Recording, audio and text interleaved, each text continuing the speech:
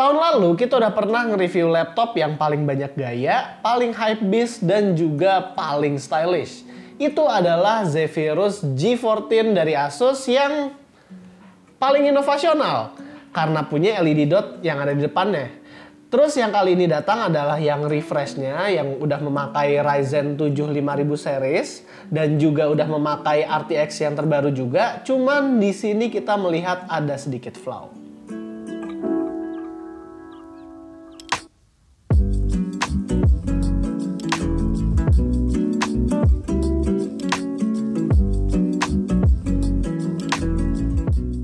Kalau secara desain sih nggak ada yang berbeda terlalu menonjol, mau dimensi, bobot, dan tebalnya semuanya persis sama dengan yang dulu.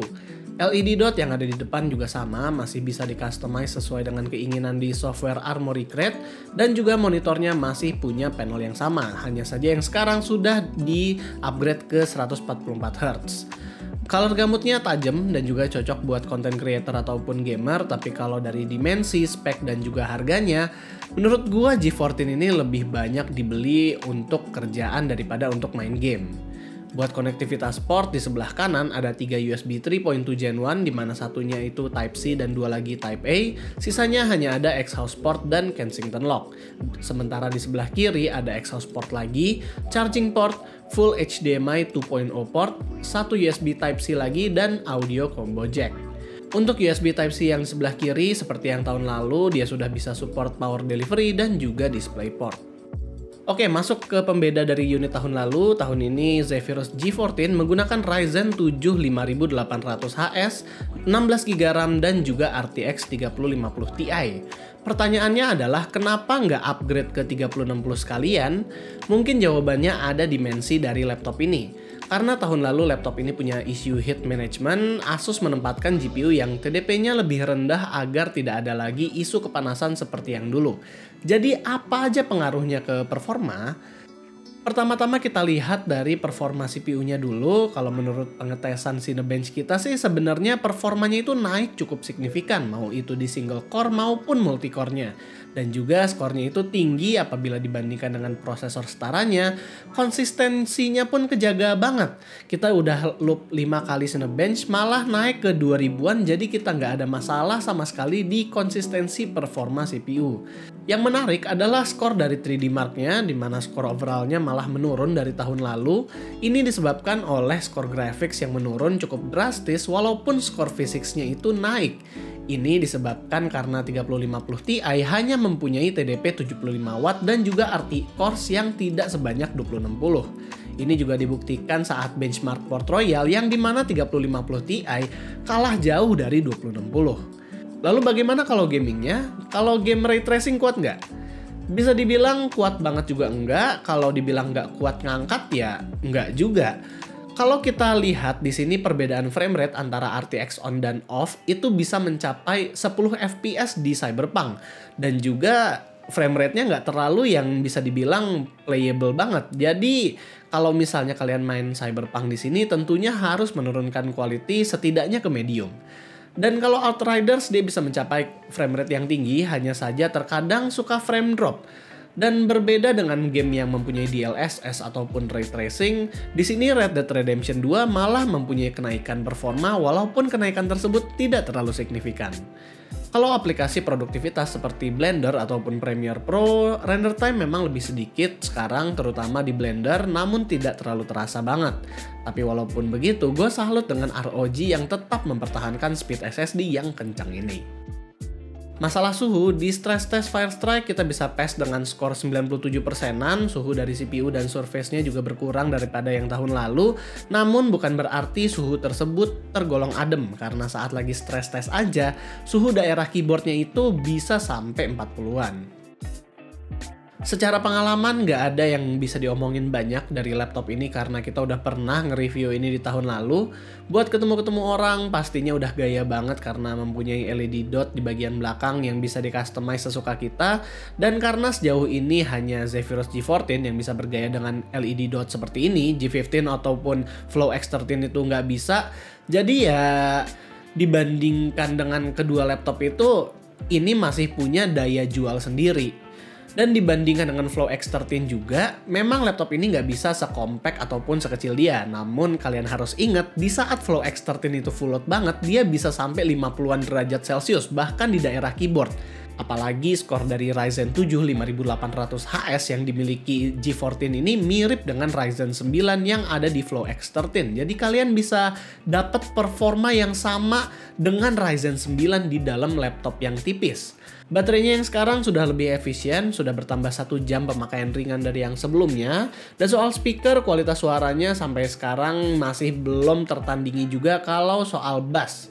Karena ada 4 speaker, yaitu 2 di atas untuk treble dan 2 di bawah untuk bass. Jadi suara bassnya itu bisa nge-pump banget. Namun memang terkadang suara dari treble-nya suka tertutup. Oh iya, kalian ada yang tahu Bonzi Buddy? Itu loh, virtual assistant monyet yang ada di zamannya Windows XP. Yap, ROG punya versi mereka sendiri yang dinamakan Omni Virtual Pet, di mana ini adalah aplikasi eksklusif punya G14 yang sekarang. Dia nggak ngapa-ngapain sih, cuman ada di screen kalian aja, dan apabila diklik-klik ada efek-efek sendiri yang dimana dapat di-display ke animatrix-nya. Tapi fungsi lainnya itu ya masih nggak ada sih. Kita nggak tahu ke depannya apakah akan ada fungsi browsing dan lain-lain atau yang bisa bantuin kalian. Tapi kalau misalnya hanya eksklusif di G14 aja, gue agak ragu ini bakal di-develop lebih jauh. Yang terakhir paling soal upgradability. Saat kita buka laptopnya, sebenarnya ini sama persis dengan yang tahun lalu. Untuk RAM-nya dia bisa di-upgrade 1 biji alias 1 SODIMM dan 1 lagi soldered. Hanya saja kalau kalian upgrade RAM-nya alias kalian take out yang 8 GB-nya ini, dia tidak akan menjadi dual channel lagi. Dan kalau misalnya SSD-nya, kalau tahun lalu itu menggunakan PCIe Gen 3 X2 yang sekarang sudah jadi X4. Dan kalau kalian mau ganti-ganti itu bebas. Sisanya nggak ada yang bisa diganti-ganti. Jadi ya overall untuk upgradability ini masih sama. Jadi kalau kita melihat harganya, G14 ini kelihatan memang worth banget. Karena apa? Dia udah upgrade spek, tapi tetap masih mempunyai harga yang sama. Jadi yang Ryzen 7 yang kali ini gue review dengan 3050 Ti dia masih ada di harga 24 jutaan. Terus ada Ryzen 9 juga di harga 34 jutaan. Dan yang paling murah juga ada yang pakai 1650, itu dia di harga 18 jutaan.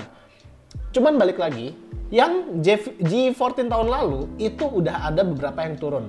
Bahkan gue lihat di Tokopedia itu ada yang turun sampai ke harga 24 juta udah pakai Ryzen 9 sama 2060. Dan itu membuat kita kayak value yang ada di yang unit Tokped itu keren banget, karena performa si G14 yang tahun lalu sama yang sekarang kan nggak terlalu beda kan.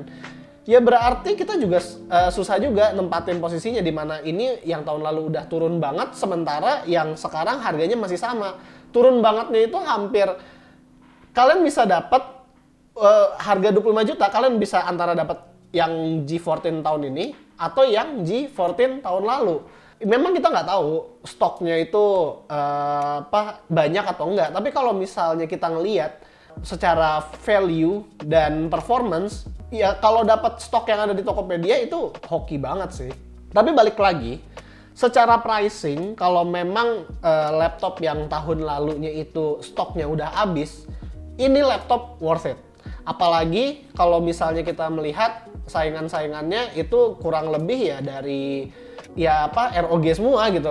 Kalau nggak G14, G15, atau nggak Flow X13 gitu. Dia maunya yang mana? Yang 13 inch, 14 inch, atau 15 inch. Dan itu harganya juga bervariasi.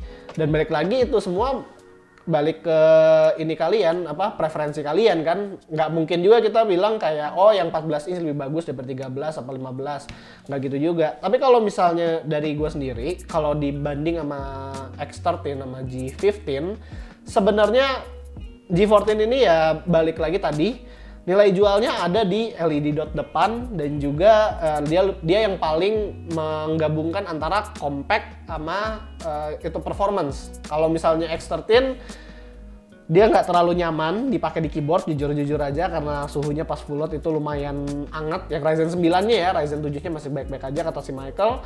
Kalau si G15 dia sempurna banget, cuman belakangnya nggak ada LED dot gini dan dia agak lebih gede. Dan kalau yang ini dia adalah fusion dari kedua unit tersebut.